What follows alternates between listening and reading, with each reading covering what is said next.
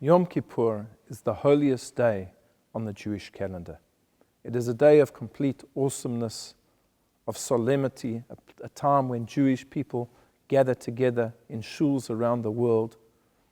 They plead with Hashem for forgiveness. And it has captured the imagination of not just the Jewish people, but the world for many, many thousands of years.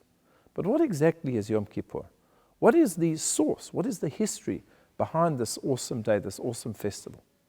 Many people view Yom Kippur as almost a day of mourning by the fact that we're not allowed to eat or drink or wear leather shoes, engage in marital relations, because there are some fast days that aren't like that. For example, Tisha B'Av, on which we mourn the destruction of the Second Temple. But nothing could be further from the truth. Yom Kippur is not a day of mourning. On the contrary, it is a Yom Tov. It is a celebration. It is a festival. Even though we don't eat on Yom Kippur, but the Code of Jewish Law tells us that we should nevertheless put a beautiful white tablecloth on the table. We should light candles. There should be an atmosphere of joy in the air. Why joy? How can there be joy on such an awesome day? Well, the Talmud tells us that in the days of the temple there were no greater times of joy than the festival of the 15th of Av and Yom Kippur. Yom Kippur was one of the two most joyous days on the calendar. Why? And the Talmud gives the reason, because it is a day of slicha mechila, a day of forgiveness and pardon, a day on which Hashem gave to Moshe the second tablets of the law.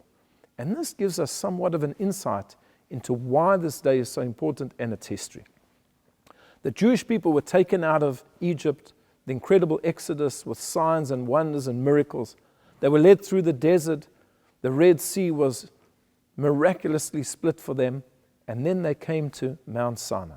And at Mount Sinai was the revelation where Hashem came literally to each and every Jew and spoke to them and told them the words of the Ten Commandments. There had never been such a great spiritually uplifting event in all of the history of humanity. The Jewish people were on the highest level possible. And Moshe went up to Mount Sinai for 40 days to learn the Torah, which he would then begin to teach the Jewish people. But at the end of those 40 days, tragedy struck. The Jewish people saw that Moshe wasn't coming back. They wanted a leader. They weren't sure what was happening. They built the golden calf and they began to worship and then dance around it. And Hashem said to Moshe, you better go down the mountain, because this nation that you've taken out of Egypt, they've become corrupt. They've made for themselves a golden calf. And Moshe came down and he saw what was going on. He saw the festivities and he took those tablets of the law and he broke them. He broke them. And that looked to be the end of the Jewish people. Hashem said, I'm going to destroy them. I'm going to start a new nation from you. And Moshe pleaded with Hashem, don't do it. Think of the ramifications. What will the nations of the world say if you destroy them? They won't know this whole background. They'll think that you just took them out into the wilderness to destroy them because you didn't have the power to fight against all of the mighty nations in Canaan. Please forgive them, forgive them. And he pleaded with Hashem for a period of 40 days on Mount Sinai. And at the end of that period, Hashem said, fine, I will forgive the Jewish people.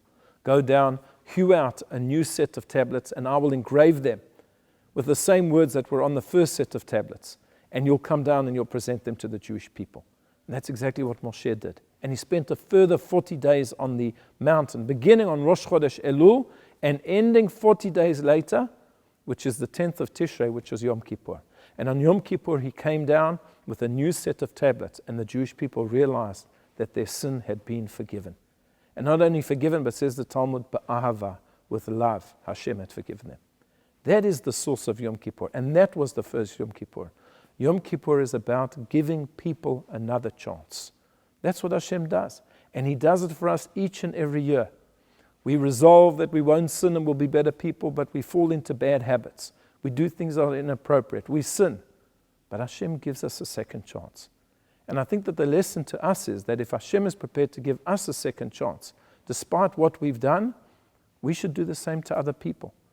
When they perhaps sin against us, and they act in a way that is inappropriate, and they come to ask us for forgiveness, as the Code of Jewish Law says, we shouldn't be cruel. We should give them a pardon. We should forgive them. Because in the words of the Talmud, Hashem is forgiving to those who are forgiving to other people. This is the source of Yom Kippur. So as we enter into this incredible, awesome, and solemn day, remember that our way of coming into this day is to be forgiving of others, to give them a second chance, just as Hashem has given us a second chance. I wish you all a Gemar Chatima Tova. May you all be inscribed in the book of life.